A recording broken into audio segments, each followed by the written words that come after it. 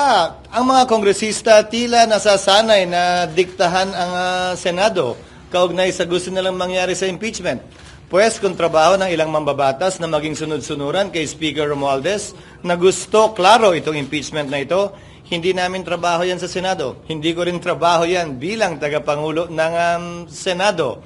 Para sa akin, gagampanan namin ang aming tungkulin ayon sa aming paniniwala na tamang proseso na naaayon sa batas. Nung inupuan nila na mahigit 2 buwan itong impeachment complaint, may narinig ba sila sa amin? Nakalagay din sa rules nilang immediately ibibigay ng SecGen yung impeachment complaint sa Speaker. Hindi nila ginawa yon sa loob ng mahigit 2 buwan. May narinig ba silang reklamo sa amin? Ginalang namin ang kanilang pasya, proseso at pagdidesisyon. Yan sana ang inaasahan ko rin sa kanila.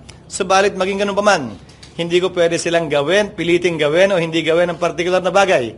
Gayon din sila. Kung nais nila maging sunod-sunuran sa gusto ng kanilang speaker, pues hindi po namin trabaho yan. Sir, bakit sa tingin ninyo may ganong posisyon si Speaker? What is it in for him?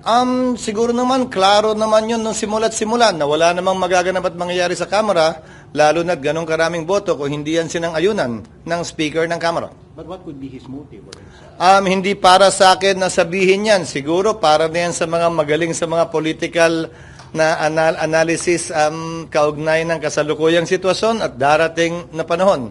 Pero klaro, ang Senado ay hindi sunod-sunuran sa Kamara kaugnay sa anumang bagay, kabilang na ang impeachment, anuman ang ingaw-ngaw o sabihin nila.